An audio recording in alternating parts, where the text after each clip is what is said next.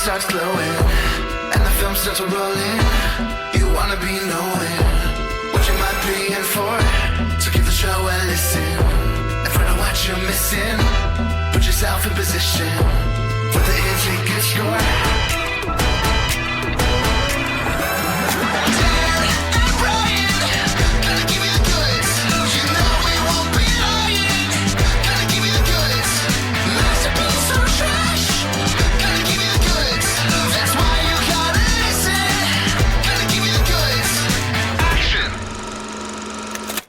Hey listeners, welcome to the 247th episode of The Goods, a film podcast. Brian, we are in the throes of spring. That's right. Springtime is here. Are you being thrown anywhere in particular? That's a good question. Well, I've been thrown for a loop with these allergies. I never had seasonal allergies when I was a kid. And then they just got worse and worse as I got older. And I think they started getting really bad right around the time I started having my inner ear issues too. So I don't know exactly what it is about the allergies as I've been older, but I had a few rough days about a week ago, but I'm pretty much back in the zone now. But because it's spring, that means we're coming up on spring break. And the kids have just a couple more days of school, and then they are off. And then we are traveling. We're going to Atlanta, which I have been to once, and it will be nice to go back. Have some friends who live there, and we're going to do some touristy stuff. We try to hit a city we've never hit about once a year. So this will be our new city as a family. I went when I was in college, but my kids have never been. So we are going to fly to Atlanta, and then we are going to drive back up. But it's the flying part that is novel to me. I do not fly very often. I don't hate flying. I just don't fly very often because I don't travel for work. And many of my trips, I end up driving just because it's cheaper and often more convenient. But Atlanta is far enough away that we're flying one way down, and then we're going to drive to Gatlinburg, which is where Dollywood is. It's also near the Great Smoky Mountain National Park. And then we're driving all the way home. It was the flying part of this, again, that's kind of novel. My kids have only been on two flights, one trip involving flying. And that was when we went to Disney World last year. And because it was new to them, they were just fascinated. They're very curious kids. They're asking about everything. Why are we standing in a line here and also there? What does that machine do? Who is that strange man wearing a hat, etc.? So Brian, I selected a movie about part of the flying experience, not on the plane itself, but the terminal of the airport, that being the title of the film, The Terminal. Unusual Steven Spielberg picture starring one Thomas Hanks, T. Hanks, who I'm a fan of. We've talked a lot about him. We've talked a lot about Steven Spielberg. But before we dive into this and just some of the really fascinating stuff it does and why it's strange, what's your experience with flying and what's your experience with the terminal? I fly a middling amount. I would say I fly probably about twice a year, and that's been pretty consistent more or less through my whole life. So a lot of it was growing up that we would spend summers in Washington State. So that's on the other side of the country. Pretty much have to fly there. It's like a 5.5 hour flight.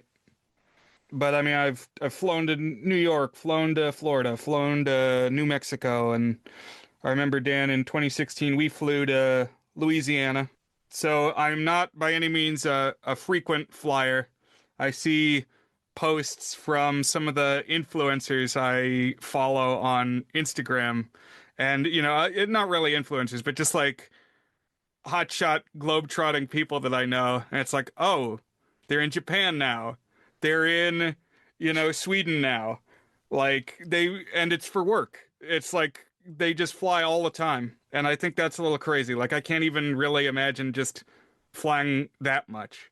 But it's not a strange experience to me by any means. I'm used to it enough that it feels commonplace. But I do like to get the window seat and think about how lucky we are to see the tops of clouds and how many people lived and died on the planet and never did that. Yeah. Louis C.K., the comedian who in the past decade or so has been pretty squarely canceled, I would say, but during his prime was one of my favorite comedians. He had a great bit that he did in one of his stand-up, but I think the best version of it was on a talk show, like a late night talk show. And the name of the bit that you typically see is "Everything's amazing and no one's happy." And he talks about how we're living in this age of scientific miracles and everybody is, to use his quote, a non-contributing zero who likes to complain about stuff. And one of his things he says is, anytime anyone is on an airplane flying in the sky, they should just be just overjoyed and exasperated with delight. Whoa, I'm on a chair in the sky. And the way he delivers it is very funny. So that made me, I always think about that when I get on an airplane. I like that. And since you brought it up, I've got two more anecdotes I want to sprinkle in. That one comes from Joey Holloway from Marching Band. And we were standing around at a break time during marching band camp one year, and a plane flew overhead. And Joey pointed up and he said, "There's people up there." And so now, ever since, I think about that when I see one go over is, there's people up there. There's people up there. But then the other one was a comedian that I saw at one point, and he was talking about that he had been on a flight, and like the lady next to him said, "Isn't this amazing?" Just flying, being able to fly. And he said, "You know what? It is amazing. And we take it for granted." And according to him, the woman said, "I guess we'll never know how." And How what? it's like how a plane works, I guess. He's like, people know how planes work. They don't just trust that it's gonna work the way this time that it did last time. It's like there's mathematical principles keeping you up that you can rely on. Well, on the matter of taking things for granted, so one is there have been some pretty high profile headline newsworthy mishaps related to planes in the past few years at this point, I think you'd say. One of them happened really close to us. I think it was the DC area, which is near where you and I live, Brian. There was like a naval airplane training going on.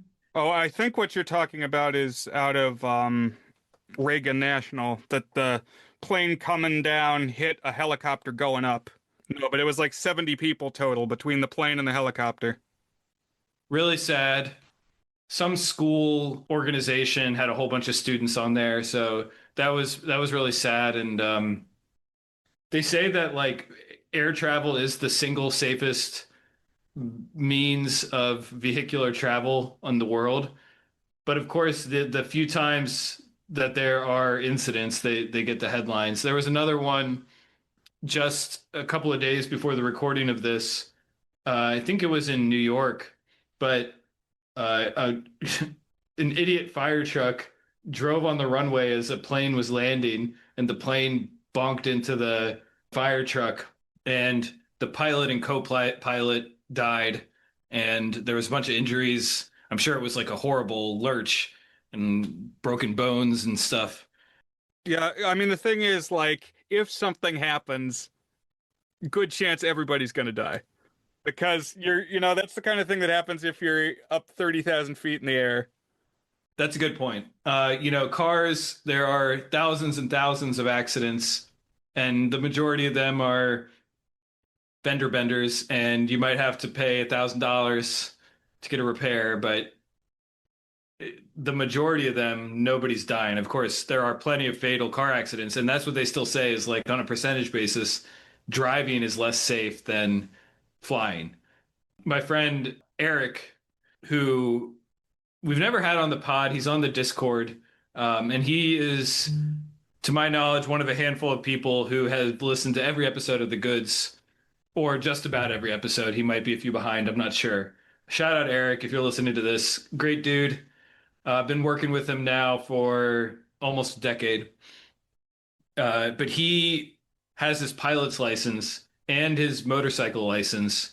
And we sometimes just talk about anything, but it's come up that he has those licenses and like how safe is it? And so he basically says that plane is the safest if it's commercial.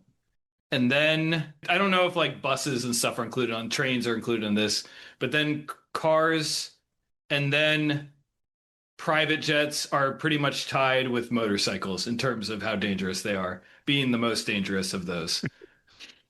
Anyways, yes, flying.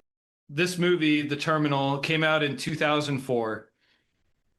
And I've already said it, and I'm going to keep saying it. It's just an odd duck of a movie, particularly for Steven Spielberg. But I think just in general, the angle that it comes at the material, the narrative that it comes at the material, and above all, the tone that it comes at the material, it's like three different people decided on a movie and then those got mashed together, except it was just a Steven Spielberg thing and he just decided to make a thing. So, had you seen this one before this week, Brian? Yes, I'd seen it once before, and I don't exactly remember the circumstances. I think I just thought, hey, it's a Steven Spielberg movie and it has Tom Hanks. I should probably watch that. So I know you've seen all the Tom Hanks movies. What about Steven Spielberg movies? How much of the filmography have you checked off? I'm probably at about half because he's made a lot of movies and he's even made ones that you're like, I've never even heard of that movie. I mean, like his 20 most famous movies, every person who does movies has heard of. And then his next 20 movies, some of them you heard of, and some of them you're like, man, I just don't know too much about this movie. So, what's your completion percentage on Steven Spielberg? I have watched 25 Spielberg films. Looks like he's got, well, more than that at any rate. 37 films total, and I've seen 25. So I'm working through them. I still got gaps, but I've seen this one.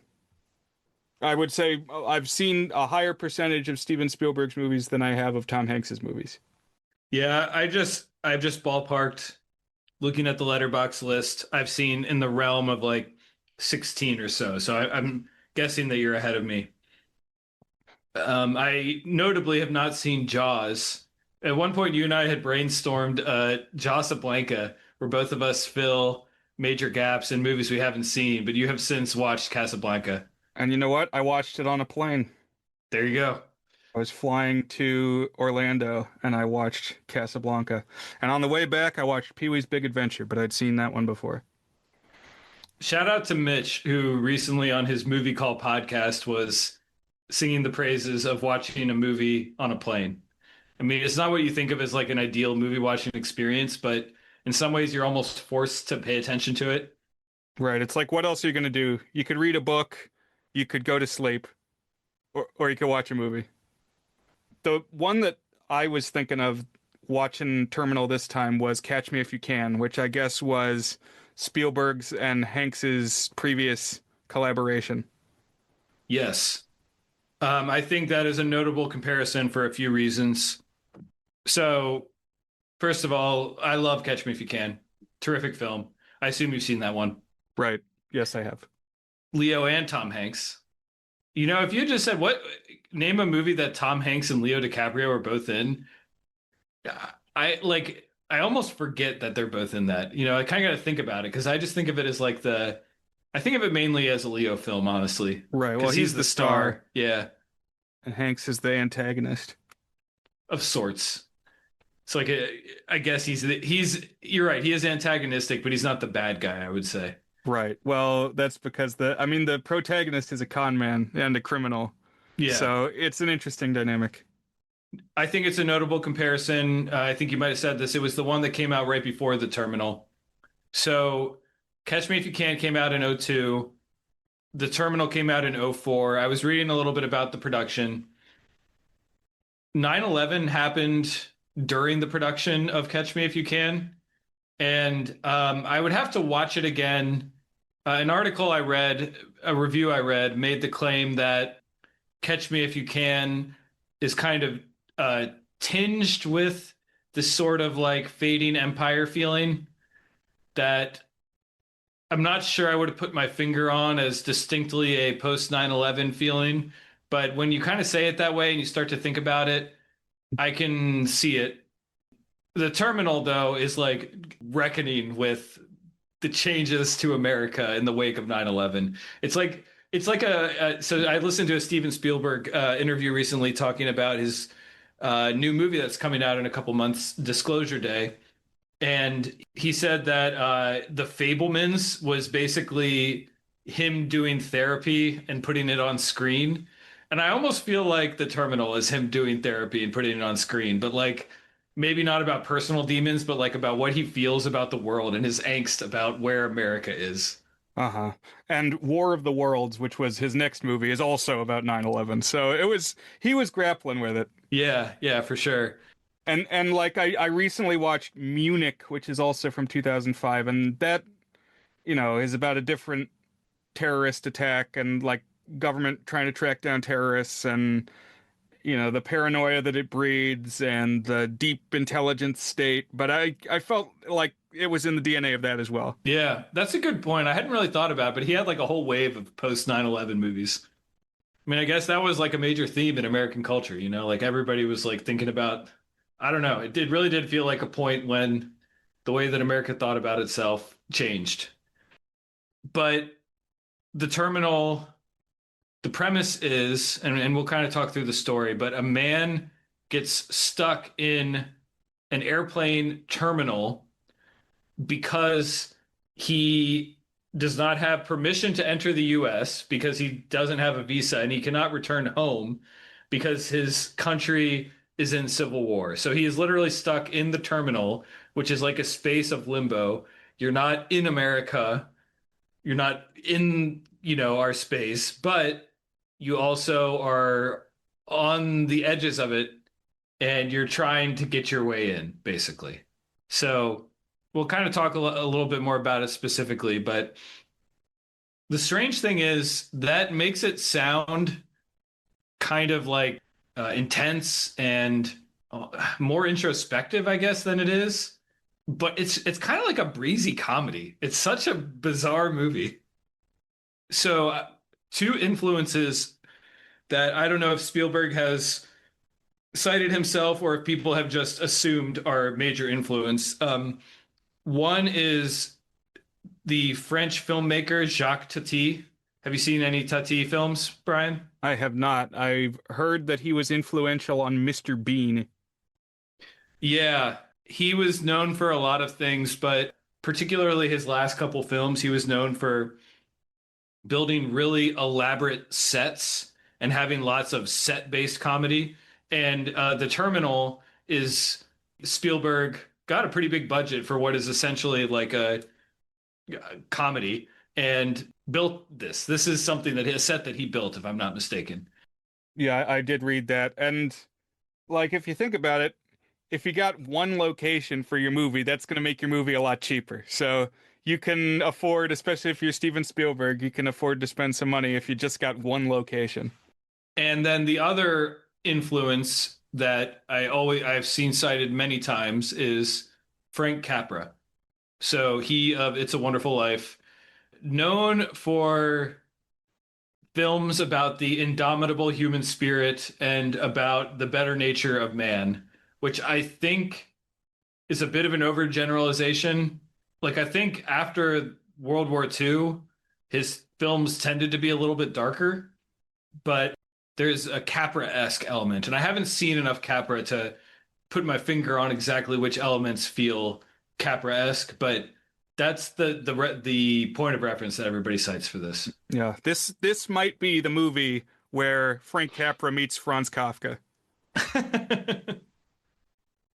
Capra Kafka-esque.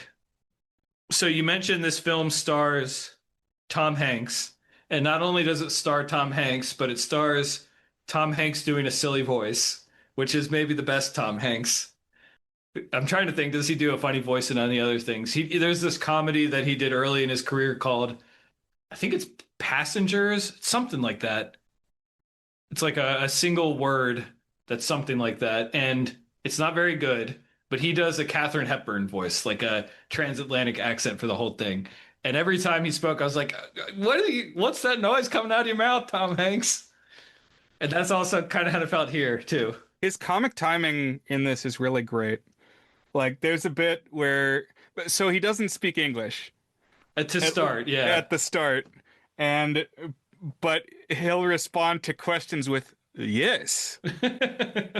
Oh, so you do know some English?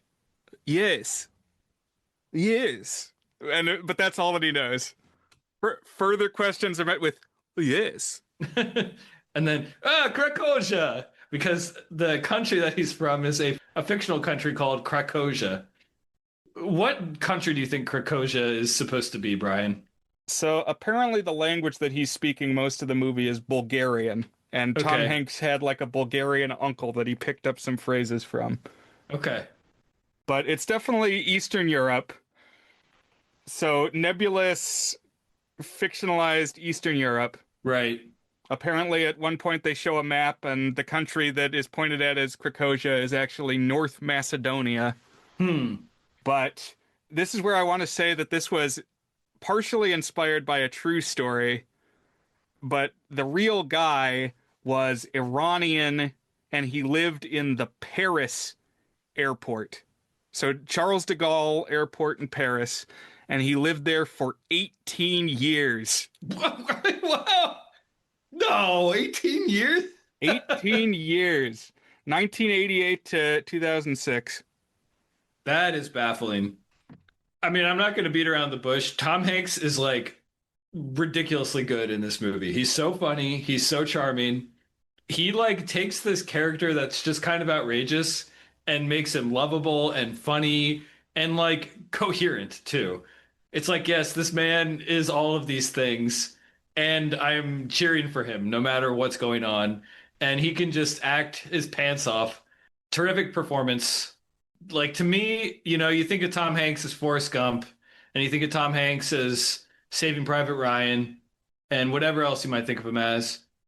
These things where he does something weird, and there are other ones too. There's like Cloud Atlas, for example. That's what elevates Hanks for me. That's what brings him next level. And he's not just America's dad or like your funny everyman or like a comedian who can also sell a couple of dramatic moments. Like he is a great actor and a dynamic actor, and he can do stuff, and he takes risks in his career. People think of him as just like the guy who stars in $100 million movies because he had some ridiculous stretch. I think if you took out That Thing You Do, which did not crack 100 million, he had like an insane like 15 movie stretch of domestic movies that cracked $100 million. And yet I still think he's like, as an actor qua actor, like underrated and does more interesting things than people give him credit for. What I was thinking of watching this one is Castaway, because like Castaway, he's stranded and he has to find a way to survive. But the difference being here, he's surrounded by people and he's watched all the time. I think that's a good pull because it all rests on him. And if you had anyone lesser, it would be a lesser movie. Let's talk about some of the people who are surround him because it's a fascinating cast. Mainly it's got Catherine Zeta-Jones as the co-star. And to pull a phrase from a couple of episodes ago, she's the reason that the awooga noise was invented in this. But we also have Stanley Tucci, who's also a great actor. He plays the villain, and I want to talk about him because he's fascinating. Yeah, I have so many things to say about Stanley Tucci because I find him baffling. Like the character or the actor or Well, the character. Okay, I yeah. assume I have seen the actor. It's a name I recognize. Yeah. He was in, did you see Conclave? Yes, I did. So he was one of the Pope candidates in Conclave. Okay. He's got a very specific energy that good movies are good at figuring out how to use. Yeah, so he's like next in line to run the like security at the airport. He's surveillance personified, is what he is. We also have a very young Diego Luna who has been in a bunch of stuff in like the past 10 years. He was one of the co-stars of Rogue One. And then he might have been one of the people who was in the spin-off show of Rogue One. Yes, it's named after him. It's called Andor. Okay, well, that'll do it then. Cassian Andor is who he played. So, yes, I kept seeing people this time that I didn't recognize, the previous time that I watched this 10 years ago or so. Yeah. Because also who's here is Zoe Saldana. Yeah, Zoe Saldana, the Best Supporting Actress winner a year ago, and is the highest grossing actor of all time because she's been in the Avatar movies and the Marvel movies. And so if you're in all of those, that's like, you know, several nations' GDPs worth of box office receipts because she's is it the green alien? Right. Yes, she's green in Guardians of the Galaxy and she's blue in Avatar. Oh, and by the way, they just announced that there is going to be a 3D Blu-ray release of Avatar 3. So rest easy, folks. Do you have 1 and 2? I still have to actually get 2, but it Okay. exists, so it can be bought. It can be acquired. Then we have Kumar Pallana, who I mainly know as one of the Wes Anderson players. He's been in like 5 Wes Anderson movies. He's in the Royal Tenenbaums. He plays the assistant to Gene Hackman, and it was mostly early ones that I think he was in. But he passed away in 2013. Yeah, so it's a really fascinating cast, and then we have John Williams scoring it, of course, because it's Spielberg, and then we have Kaminsky as the cinematographer because this era of Spielberg, he shoots pretty much all of them. So now that I've seen a bunch of Kaminsky movies and like kind of know what I'm looking for, you start to see his ticks or his stylistic trademarks everywhere, namely like aggressive use of like blown out lights. A lot of backlighting. Yeah. And he's much better at it than like when we talked about the color purple. It was less distracting here, more artful, I would say, and more thematically appropriate because it's kind of enhancing the artificiality of the spaces that we're in. Mm-hmm. All right, so why don't we talk through the plot? So the movie opens with Victor Navorsky arriving at, I think this is JFK Airport in New York. That's explicitly what it is, if I'm not mistaken. Right. So, yeah, I found that kind of odd and otherworldly that it's supposed to be a real airport, but it's also this airport that they constructed that I think I read they built it at a terminal in Los Angeles. So it's like not actually the New York airport. Oh, and then when they needed to show the exterior of it, they shot that in like Canada. So Huh. it's like a nebulous Omni airport. Right. Obviously, New York being notable as the cultural center and like the epicenter of 9/11 and post 9/11 sentiment and the biggest city in the US. So I think very relevant. Yeah, and I was wondering if we would see Tom Hanks come around the corner as Captain Sully. Actually, that's a good point. In Castaway, he has a plane crash. So how many plane related movies has Tom Hanks been a part of? I guess that's 3. Yeah, good question. Toy Story 2 is a plane movie. Oh, there you go. Good pull. I was ready to move on. This opening bit is already like assaulting you. The very first thing we see is we don't see Tom Hanks, is we see the well-oiled machine of the JFK airport. Of all these people coming in, different shapes and sizes and ethnicities, coming into the airport to say why they would like to be entering the US. And we see the machinery of the TSA and the border customs stamping stuff and approving stuff. And we see Stanley Tucci, the villain, looking up from an ivory tower down on the people coming in. But not just that, getting camera shots on all these monitors of these people who don't even realize they're on camera. So we see them, and then we pull into the spot where there's Stanley Tucci and his team, and they're like spying in on people, like zooming in and like doing investigations on them. Like one of the opening bits is he looks at a group of Chinese immigrants, or I guess visitors, who are supposedly going to Disney, but he uses some context clue and outs them as smugglers or something like that. So even though they're being welcomed in, it's immediately contradicted by no, you're not welcome in because we are spying upon you and doing whatever we can in the name of security to keep these people out. But it's also complicated because, like, I think we are to take away that he was in fact right. So it's not like he's incorrectly deducing these people, but it's also invasive. So, like, already Spielberg is working through like a series of contradictions and unresolved thoughts about what is going on with America and the people coming in and stuff.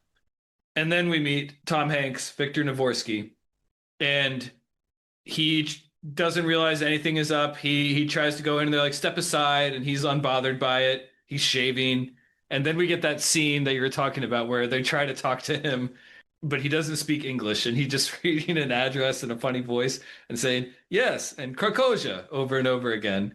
And we hear the not actually Stanley Tucci, but his assistant who kind of follows him around, who's this, I guess he's a cop, played by an actor I didn't recognize, but I think his name is Chai McBride. Yeah, he's a guy I've definitely seen before. And so then at last, Tucci comes in and explains to him that there has been a coup, and the coup in his country is not being recognized by the US, I think is the case. And thus, he can't go back, and his passport is invalid because the old government doesn't exist anymore. So his old country doesn't exist anymore. But he doesn't have a replacement country because the coup regime is not recognized. And so they confiscate his passport. And this is fascinating. Did you ever read the short story? I think it was called The Man Without the Country. I should have looked it up before we started talking about this. No, I have not read that one, but I know that there have been some cases like this, statelessness, where you're in a space where you've lost your country. And there's a couple ways that it can happen. I mean, I think about Julian Assange and Edward Snowden, where they did something, that leaked secrets, whether for good or ill, depending on your viewpoint, but put themselves in a situation where they were no longer welcomed by their home country, and so then had to seek out some kind of more or less official sanctuary from a country that didn't extradite with the country that they came from. Mm-hmm. So, like I don't even remember where Assange went. It was like Ecuador or something, and I think Snowden went to Russia for a while. Cases have also happened at airports like this. Although the Iranian guy who was in Paris for 20 years, it sounds like he may have been a little shadier than Tom Hanks, or maybe a little crazy. I'm not exactly sure. It sounds like he put like his passport in a bag that went to one airport and he went to another airport. And that was part of it, at least. Huh. Interesting. Like, if there was a passport, he didn't have it when he landed. So at the Olympics, don't they usually have, like, when they're doing the floats of all the athletes or the procession? I was thinking of, I think it was it Paris in 24 where they were on boats, maybe? I can't remember. Anyways, was Paris 2024? Now I'm going to look it up. Oh, gosh. I'm going to feel like a dingus if I'm wrong. No, I forget quickly. I think that's right. Yes, it was Paris. And I'm pretty sure they were on boats. And anyways, I think they always have one for people who are like refugees or stateless, the word you used. Stanley Tucci says, "You are a citizen of nowhere." And there's one word that he says, I think Unacceptable. unacceptable. That's the word. And then Tom Hanks says, "Yeah, unacceptable," because he's just repeating what he says. Very good. The long and short of it is, yes, he is let into the terminal where it's just this overstimulating mass of people and stores and screens and information and lights. And they give him vouchers for food and say, just do whatever, walk around, shop, wait. And Hanks seems kind of confused, although I think he gradually cottons onto it. But what he really wants to do is he really wants to leave the airport. He wants to go to a specific hotel, and he has his bag with him, but this he also carries around this jar of Planters peanuts.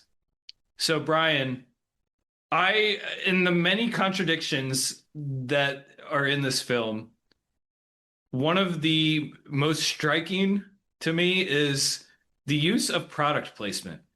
So normally you think of product placement as like a commercial evil or necessity, or like something that movie studios put in there to get a few extra bucks or to preserve the budget of a movie a little bit. This is one of the first times, not the only time, but one of the first times that I felt like product placement was used as an artistic statement, as like part of the story, that like part of the experience of traveling, of going from place to place, is being bombarded with the global capitalism of everywhere. And I don't know, I just found that very striking.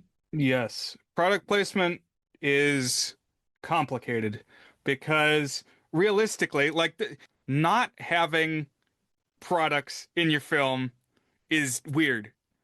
It's unnatural because in real life, we have brands all around us. We've got billboards, we've got logos. Whereas you'll see sometimes some films where, like, you look at a vending machine and everything is obscured. There's no labels on anything. And it's like you're in Repo Man or something. Yeah, I was gonna say Repo Man, where it's like you go to the convenience store and the beer is just a white label that says the word beer on it. Right. So, like, that's not true to life. But at the same time, you turn on American Idol and all the judges have their Coke cups turned perfectly so the logo is facing the camera. It's like, well, if you drink in a cup, you're going to turn the cup around. It's not always going to be like that. So, yeah, it's somewhere in between realistic and not. Yeah. So, yes, it makes sense that it's here at the airport because he is going to go get food at the Burger King. He's going to walk by the Borders. He may get a book from Borders at one point. Well, and not just that, but that is, to your point, true to life. If you go to a big airport and you go in the terminal, that's what it is. It's these big companies that have like multinational, you know, places across the world. They have franchises, they're brands, and that's part of the experience of being in an airport. You're not going to go to a mom and pop diner that you might want to show in a movie in a different scenario, but because that's not what you would have at a terminal. You would, as you said, go to the Burger King. And one thing that really struck me was that everything Steven Spielberg was doing with the camera was awesome. Sometimes he was like gliding you into the terminal itself so that you were almost like walking there and feeling the overstimulation or just the space of it, and always like locking in on something expressive about the scene or something funny. And I just really noticed how good the direction was, I guess. It's like, even in this thing that is like just a comedy, ostensibly, like an acting showcase, Spielberg is heightening, is improving, I guess. And then, yeah, the production of this set, it really does feel like I was also thinking of like Metropolis. It's not quite dystopian, like it feels real, but it definitely is like letting you soak in the artificiality of it. So I was just impressed with the production of this all around. And I will say that the bit where Tom Hanks processes, like he sees on the news the bit about Krakosia, and he's like trying to understand it because it's in English and he hasn't learned English yet, and he's like watching the TV and running to people and asking questions, is like Oscar reel worthy acting. Some of his best acting. There's this long hold on his face when he's like quivering and crying as he's seeing the violence on the TV. And this to me is like, okay, it's evoking the experience of seeing 9/11 on TV. It's evoking the experience of being displaced from danger, but it's still connected to you and you're feeling it, but you're not there, so you're not physically feeling it. And I just found this very powerful. Well said. Yeah, he's running around and basically nobody's interacting with him. Nobody's helping him at first. It's very alienating. And before long, he goes to this sort of secluded wing of the corridor that they're renovating and like builds a makeshift little apartment by like rearranging the chairs so that he can lie down on it and making it kind of cozy. So here's where I'll say another overall observation about this film, which is that it becomes less plausible and less coherent as the runtime goes. Yes. I start to get confused about like what anyone wants and why they don't want certain things. Okay, I'm glad that you said it. So the two biggest things for me is I don't understand what the villain wants, like ever. And number two is so Tom Hanks, of course, charming guy. We root for Tom Hanks. We love Tom Hanks, but he's like magical. He's a super talented like mason. So he can build things, but he does it overnight by himself. I don't know where he got the tools and all the materials. Like he's like in Elf when Buddy the Elf comes in overnight and like overhauls the department store. But there, Buddy is an elf. It's like he has the supernatural training. Here it's like magical realism or something. Magical realism is a good word, I think. Yeah, it strains credulity. I mean, obviously, like we've already been given a scenario that's like, I mean, it has happened, of course. We talked about how it's happened, but like it's not an everyday thing, you know? But I feel like we get set a very clear like here's a very clear reality that we are giving you. And it's like it's a unusual scenario, but a normal guy in a normal airport that's maybe just a little bit heightened in terms of its reality. And then it expands that. Like it gets crazier and crazier. And yeah, so the bit that you're talking about is like in this kind of renovated area, he's there for it's not clear how long he's there. I was actually thinking of Groundhog Day some too, Brian, because it's kind of like every day is the same for him because he wakes up, people show up and fly, and there's nothing for him to do. And so it's just over and over again. And I don't know, I can't remember if we're given an exact amount of time that he's there, but like sometimes you said it happened overnight, but I also don't know if it happened I think there's one time when it's pretty explicitly overnight, but other times it feels like if every day is the same and time is something of an illusion, then like it could be one day or it could be 7 days or it could be 20 days, you know? That's true. Yeah, and it's kind of the same thing in Castaway again, where he has nothing but time to learn skills. In this place where they're doing renovation, he starts working on the renovation himself because the workers leave stuff behind.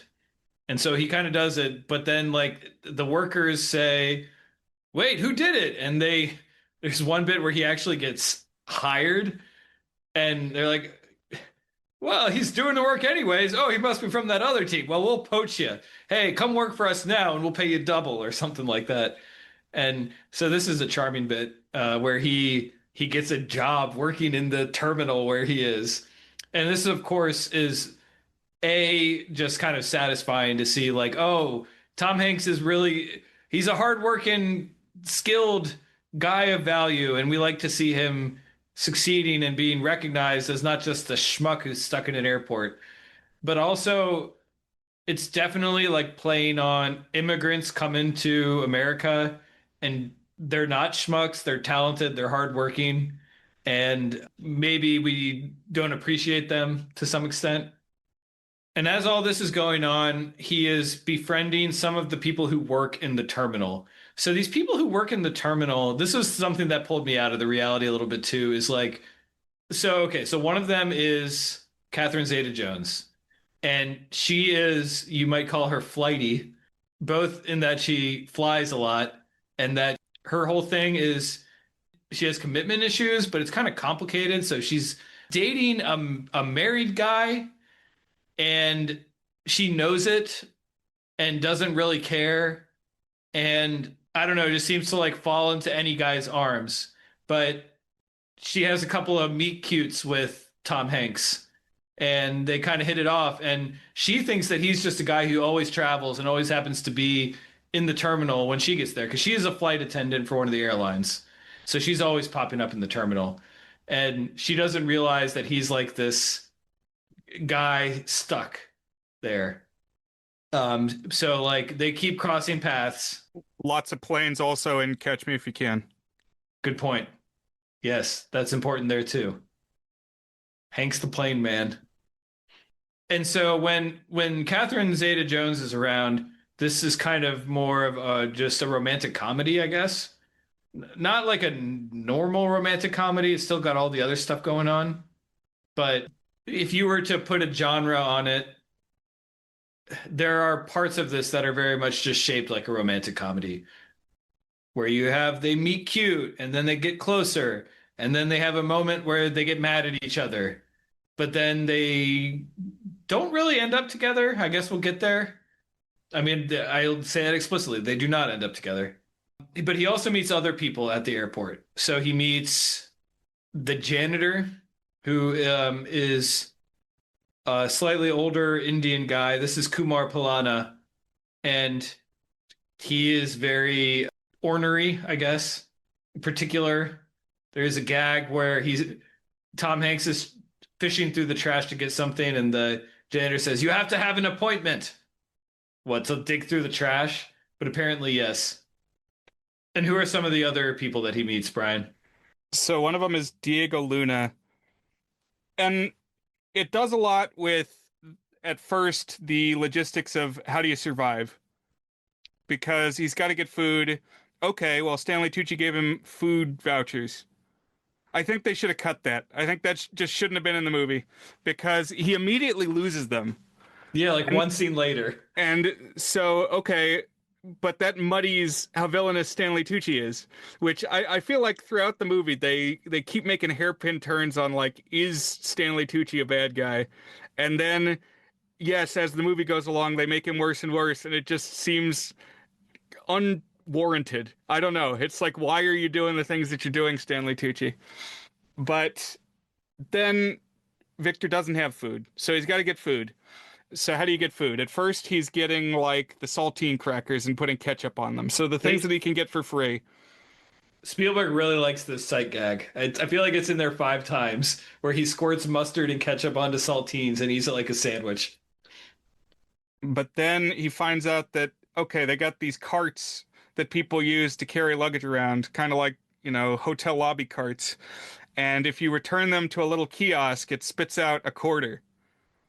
Then the next thing is a little montage that he's running around getting any cart that he finds vacant or partially vacant, to the point that he's like shaking kids out of them and running the carts back and redeeming for quarters. And then he can buy food that way. And he goes and, 3 days he hasn't eaten anything, and he gets the most pleasure you've ever seen somebody experience at Burger King.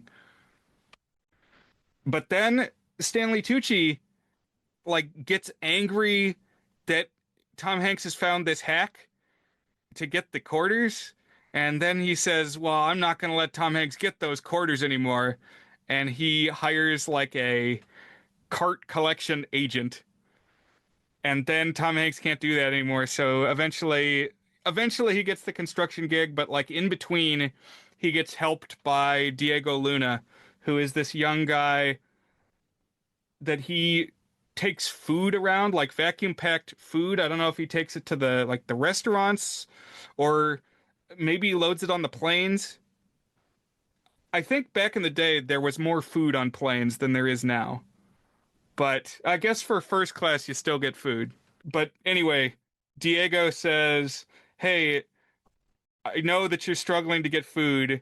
Well, I have bottomless food, and I can give you the food connection if you help me do like the Cyrano bit."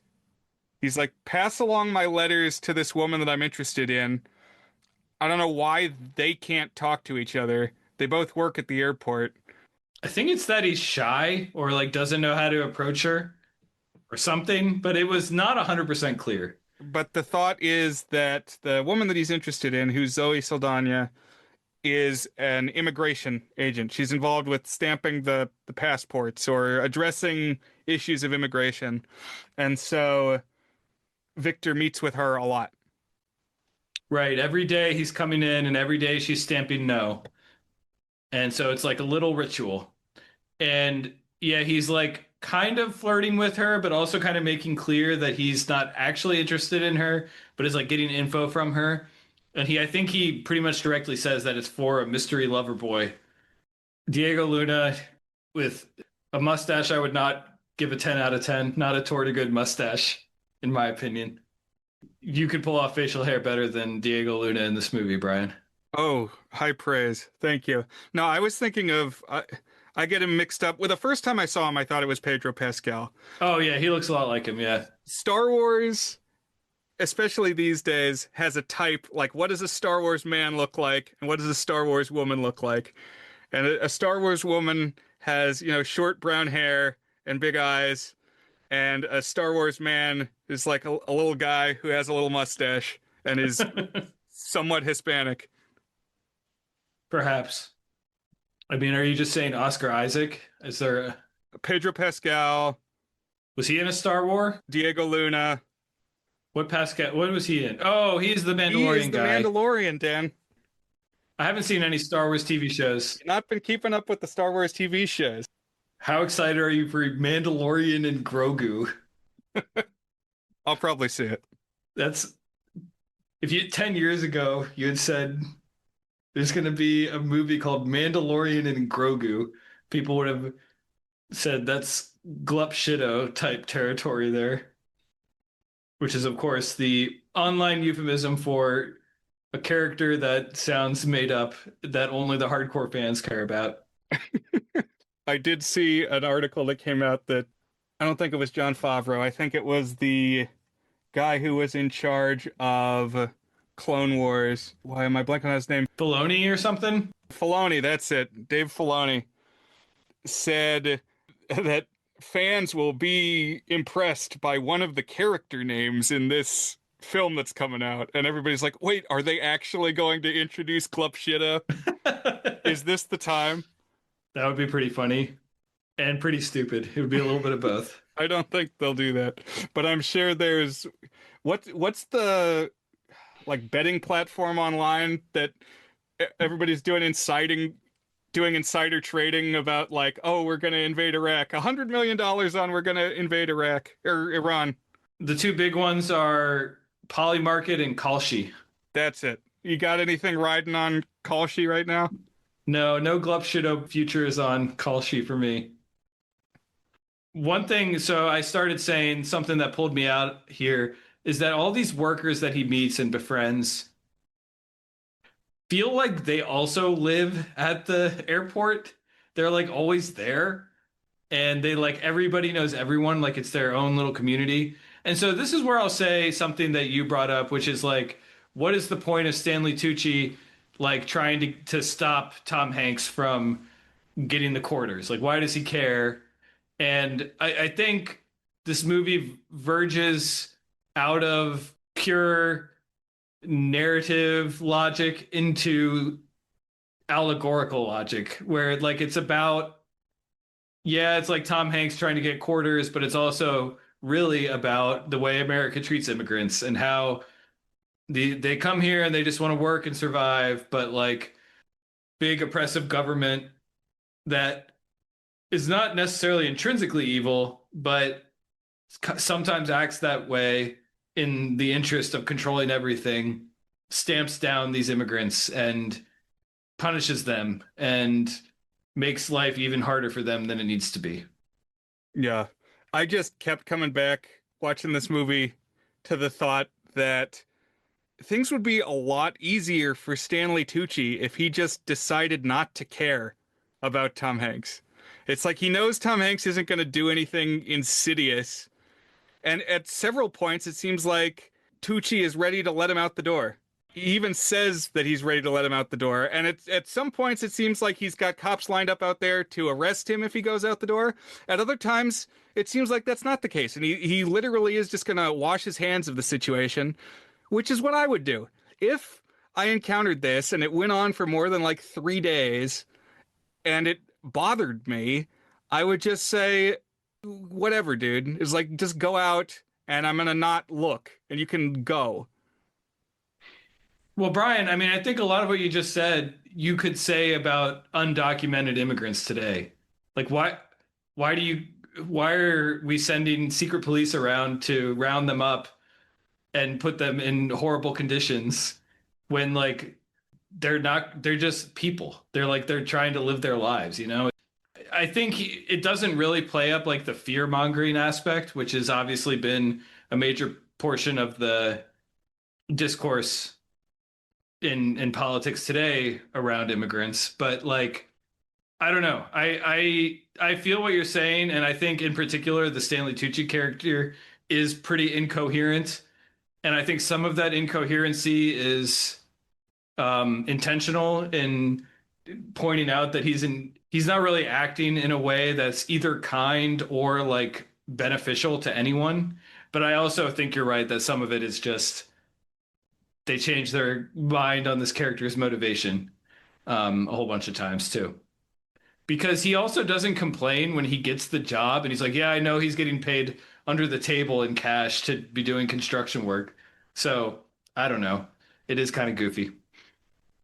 So a couple other things that are happening here. One is that at one point he gets called in because apparently they don't have a Russian translator. And there's this guy who comes into the airport who doesn't speak English and is very upset because he came in from Canada and he wants to take drugs that he got from Canada to heal his sick dad back to, I don't know if it's explicitly Russia. I think they say it is explicitly Russia. And we basically learn all that through Victor, who is the only one, it seems, who speaks Russian. I feel like an airport would have translators on staff, particularly one that's demonstrated to be this like systematized and this much of an institution. Right. In New York City, Yeah. especially like Russian. Like, okay, maybe if you're this weird dialect from a made up country, there's nobody like immediately available. I buy that. But it seems like somebody would know Russian. Yeah. But it gives Tom Hanks something to do. Right. And so this is actually one of my favorite scenes in the movie because it's the real Tom Hanks heroic moment, because they are going to basically make this guy leave the medicine because he can't bring the medicine. They have like this whole multi-step process that he'd have to do to get it brought back, and he'd need a note from a doctor and this and that. And so they try to take the medicine away from the guy, and the guy's like breaking down. And then Tom Hanks steps in and says, no, the medicine is for his goat. And Stanley Tucci stops and is like, what did you say? It's for his goat. And the Russian guy at first is like, what are you talking about? And he's like, oh, yes, yeah, it's for my goat. Because, you know, he's got to go fill out his immigration form every day to get stamped by Zoe Saldana to say no. So he knows all the immigration forms inside and out. And one of the things is medicine you are allowed to bring if it is for an animal. But if it's for a person, you need a doctor's authorization. So long as the Russian man says that it's for his goat, then he can bring it with him on the plane. So obviously it's for his dad and not for his goat, but Tom Hanks has now let the guy solve the problem in a way that is very humane by making up this white lie. And it's this is when he becomes a folk hero for the workers of the airport. I'm like, how would the people working at Burger King hear about this? But it does make for a nice little story about like the blue collar workers banding together, you know? Yeah, and I think it's kind of the purest embodiment of what the movie is aspiring to be, because it is a drama and it is a comedy, and this is like the highest moment of tension. Like it really evokes kind of the paranoia of the airport, the threat that violence could break out potentially from a foreign actor. You know, he's keyed up, he's yelling in a foreign language. You don't know what's going to happen. That's a good point. And so it's tense. It's like it's flirting with that tension. But also, yes, driving home that this guy is a person with a family, and that, you know, it's like hear each other out. It's talk to people, and then it also has the goat punchline, which is kind of silly, and it Yeah. lets Tom Hanks use his silly voice. So it's like all of the things that the movie wants to do at once. Well said. I think you're spot on.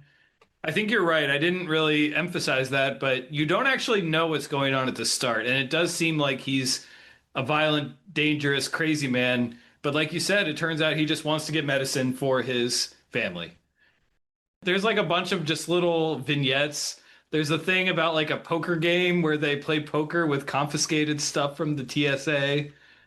There's a thing where he like talks with Catherine Zeta-Jones about Napoleon, and she's really into Napoleon.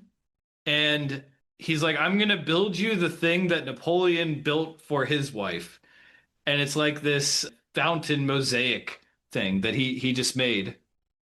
Yeah, so they keep bringing up Napoleon and Josephine as like this great historic romance and just something that you can talk about in snatches, because it's like they keep, you know, passing as ships in the night.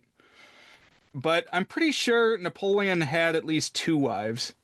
Like it wasn't just Josephine. Okay, yes.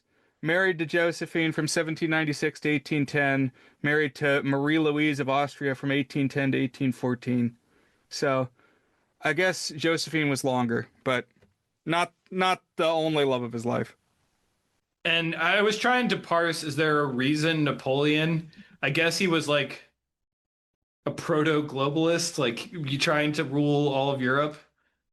I don't think of that as like a legendary romance, though. You know, that's not one that you hear mythologized and romanticized all that often. Um, but I guess it's at least something that you would just find in a book on an airport bookstore shelf, so that it's something Tom Hanks can read about. So I am a little curious, and you may, if you don't go to airports a whole lot, you may not have an answer to this, but can you think of a book that you've bought at an airport, Dan? Have you ever fallen for a display at a airport book kiosk? That's a good question, and I don't think I have. I read the Alexander Hamilton really thick biography, and I think it was John Adams or something. It was another, I think a founding father, or at least another historical figure that he wrote a book about that I thought about grabbing before a flight, but I don't think I have. What about you? It's at Chernow. Yeah. No, every once in a while. Nowadays, I mostly watch whatever movies they got on offer, but I've picked up a few books at the airport. One that I enjoyed was called Stiff, and it's about the scientific uses of cadavers, Okay. like all the different fields of study that if you donate your body to science, it might be put toward. Okay. That was a pretty interesting book. One that I did not like was called The Map of Time. I think it was a either Spanish or Portuguese book originally, but the cover of the book was a steampunk guy with a stopwatch, and it was supposed to be about time travel, but it didn't it turned out to not really be about time travel. It didn't deliver what the cover promised, and it wasn't very steampunky. And I don't know. I shouldn't have bought it. I had the buyer's remorse. Bummer. And you know they're overcharging you for these everything in the airport. Right. It makes you appreciate libraries. Yeah. As we kind of get here to the final act, some of the threads start coming together. So one is the Diego Luna and Zoe Saldana romance. It turns out that they bond because either they're both Trekkies or she's a Trekkie and he likes that, but she does like the Spock fingers when she finally approaches him. And then they get married in the terminal or something like that. This was the part I was like, okay, clearly you would have lives outside of this where you would get married. Also, how long did you date before you got married? This is a moment where I was like, are we looking at days, weeks, months going on here? Because I feel like you would date for months before getting married. Right. Well, the final thing that he gives Tom Hanks to pass along to Zoe Saldana is an engagement ring. So my sense is they haven't even met face to face until she walks up and does the Trekkie thing, live long and prosper, and then turns her Spock hand around and she's wearing the engagement ring. Right, that reveal. That's a good point. I forgot about that. Yeah. So it is like a romance from afar. And again, I think you can kind of read this as symbolic, allegorical, like the way that people would write letters to each other or like send emissaries to each other or like only occasionally cross paths or do classic courting. But like, what does that look like in the modern day? And so another one that's happening here is the janitor, the Indian guy. He like offhandedly jokes that the reason he's in America is because he killed a guy, like a corrupt in his hometown.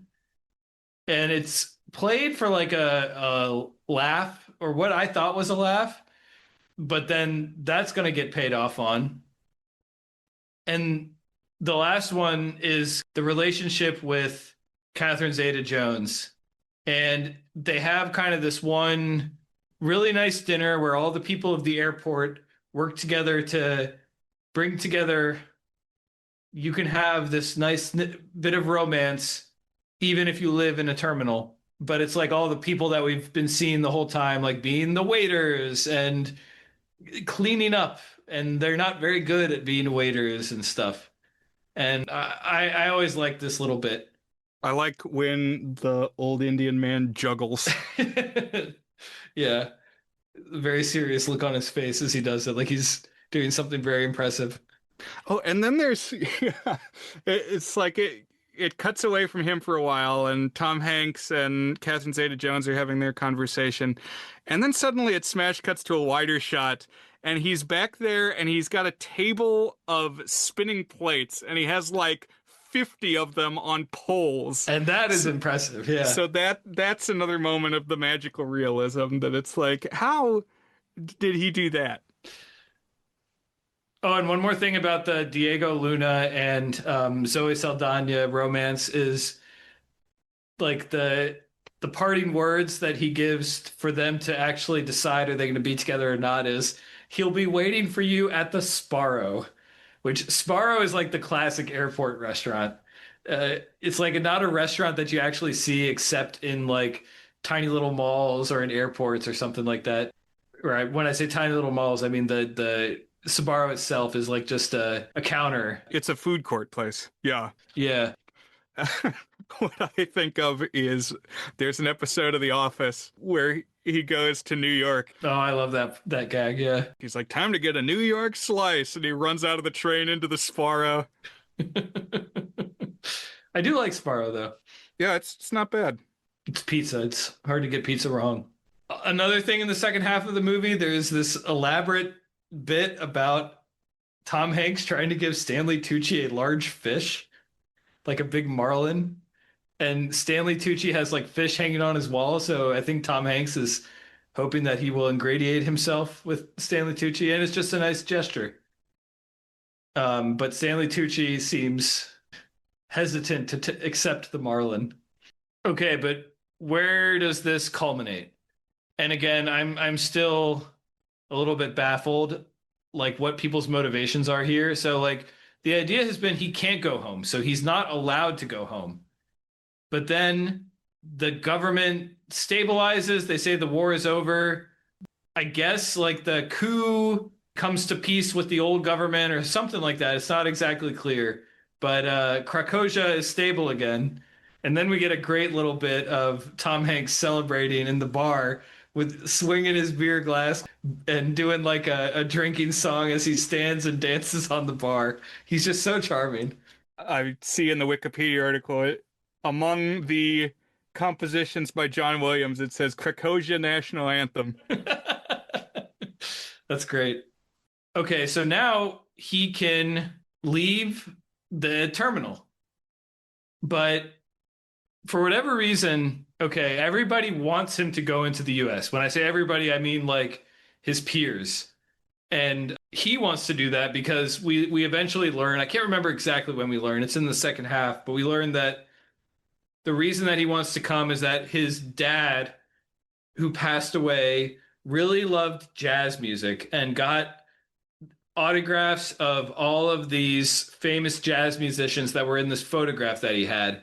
All of them except one. The one that he didn't get plays at the Ramada Inn just outside the airport. So all he has to do is walk out and, take one short taxi ride and he'll complete his father's dream, which is a little bit silly. It's very like romantic, tugging on the heartstrings, sentimental. And it's obviously like much of this operating in the allegory space of like fathers passing on legacies to their kids as like a means of cultural assimilation, Right. and bringing them into other cultures and such. Yeah. So I have a couple thoughts about this reveal of the can, because for a while it seems to imply, like, I even think he says that his father is in the can or something like that.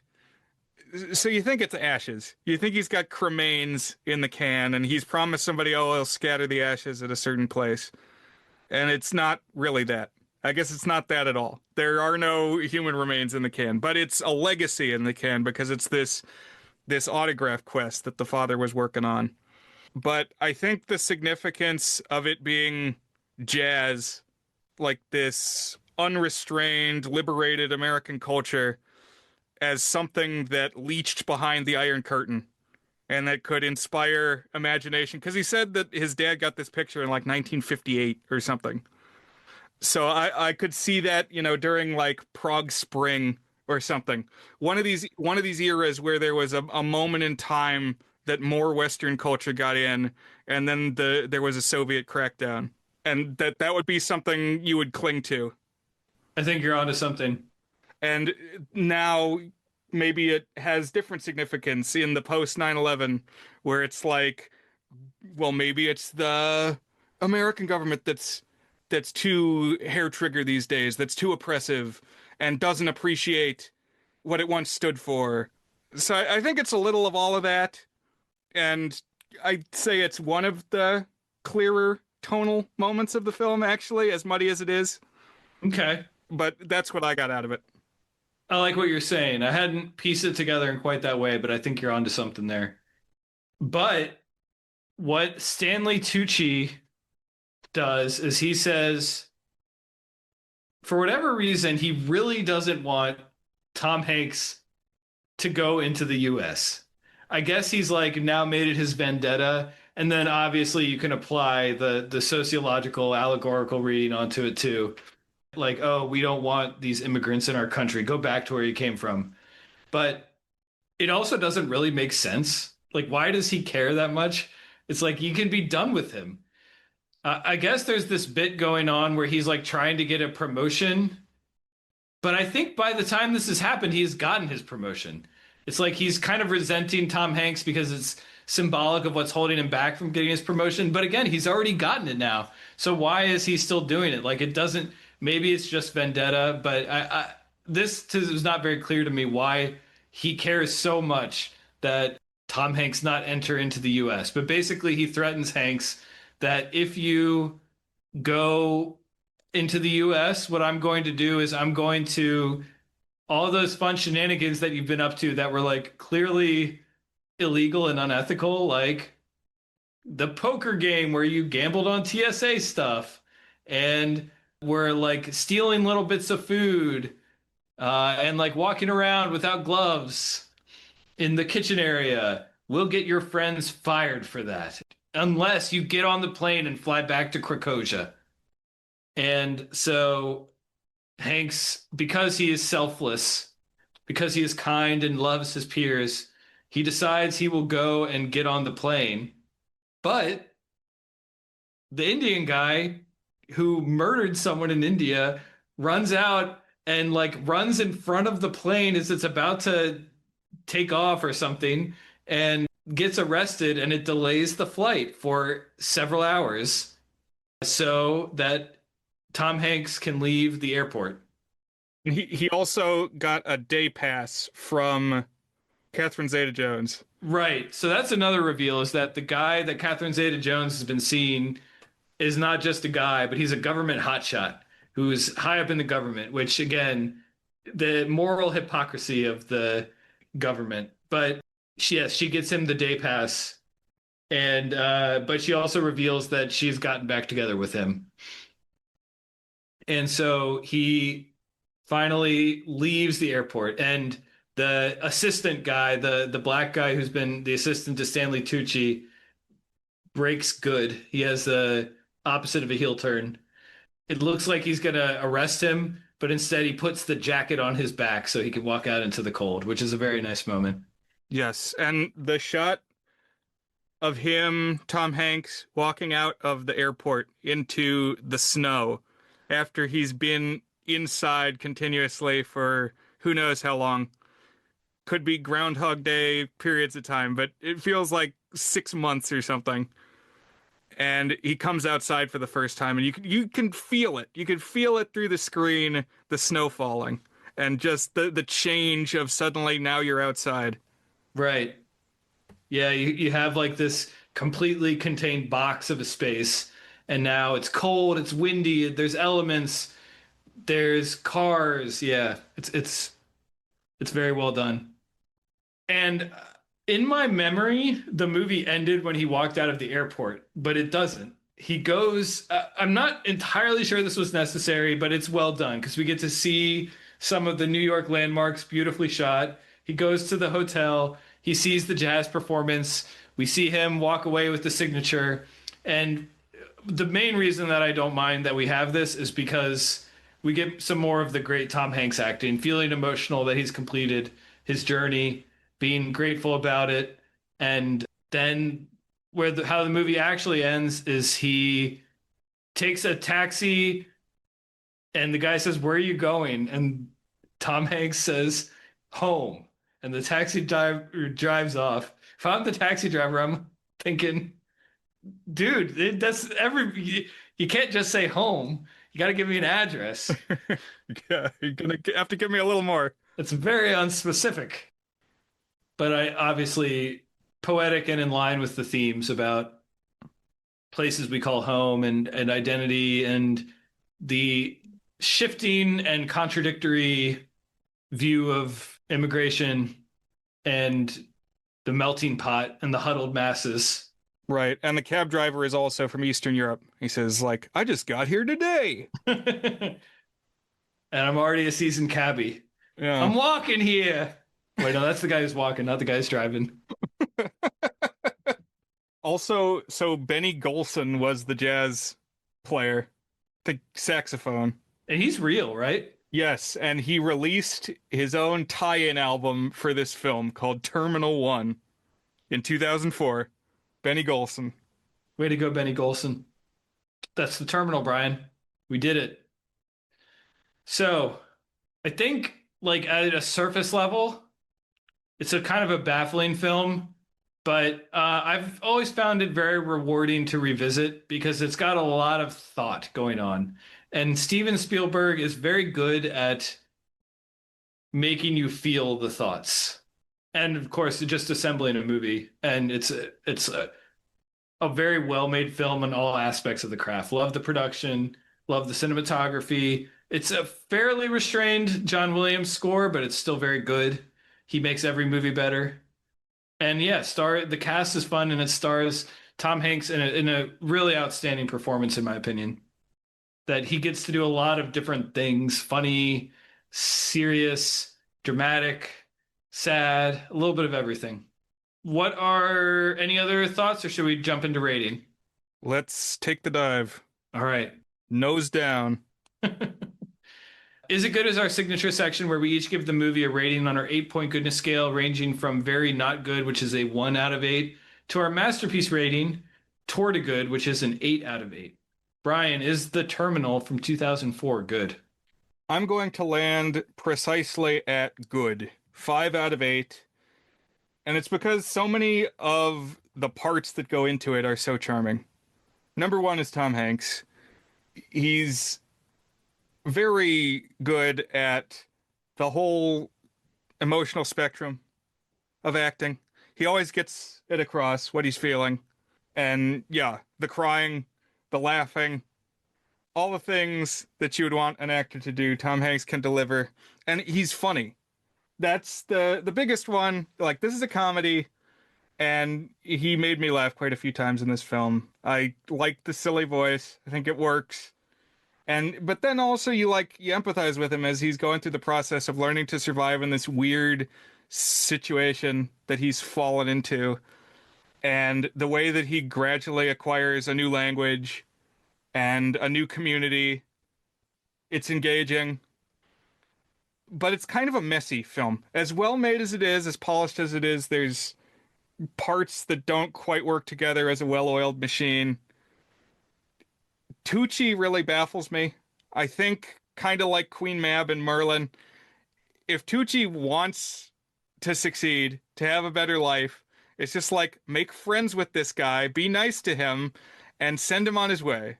And then you could focus on something else, because he's responsible for like the whole airport. There's 50,000 people going through here every day. It's like, just think about somebody who's not Tom Hanks for a little while. And then the supporting characters are hit and miss, broadly likable, but I don't know if it's one-to-one with reality. It certainly seems to beggar belief at points, for good or ill. I mean, it's broadly it's charming. I'm tipping positive, 5 out of 8. Where are you at? I like this movie more every time I see it, and I don't really disagree with anything you just said. But I think that what elevates it each time is, first of all, I'm glad when there are weird larks of movies. It's like, it's cool when there's things that are just different and doing their own thing, and like pulling ideas from left and right and seeing if they can maybe mix up together, even though they're not like intuitively together. And particularly someone like Steven Spielberg, where every movie he makes feels like an event film. I'm glad he just made like a comedy. It's like, he's reckoning with all this stuff, but like, I'm just going to make a romantic comedy, and there's going to be this fun cast of characters, and Tom Hanks is going to use a silly voice. And also throughout all of it, you're going to feel all of my very complicated feelings about how America is evolving and treating immigrants. But yeah, it's never not a breezy comedy, or at least you never forget or get too far from it being a breezy comedy with a sentimental core. And I just find it so fascinating and rich. I do feel that the narrative kind of loses traction. Basically, the more the movie goes, the less the narrative makes sense to me, and character motivations and plausibility makes sense to me. And so, like, it's gonna be frustrating. We haven't really said it, but this movie got medium to bad reviews. I think it's like nowadays people are like, it's okay, it's weird, but it's okay. But at the time, people are like, this movie is kind of off. And I think some people still feel that way. I've seen some critics I like say that they think it's Spielberg's worst feature film, which I don't think. I would have to think about what is the worst Spielberg feature. I mean, it may be in the running out of the ones I've seen, but that's because pretty much every movie he makes is truly great.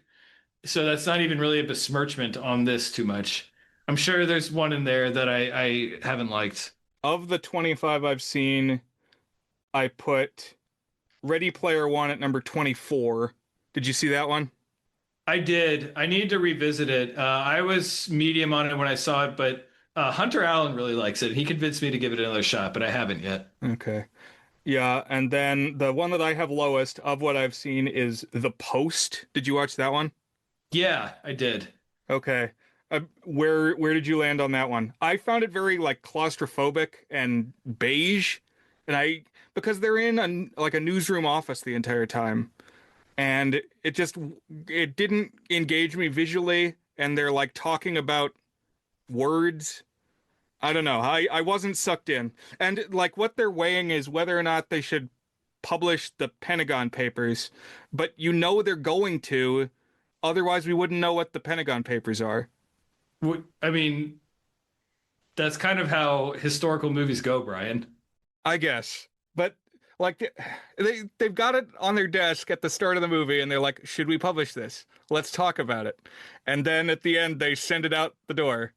It's like, I wish, you know, the terminal has one location and I think they make good use of it. The Post has one location and I got really sick of it.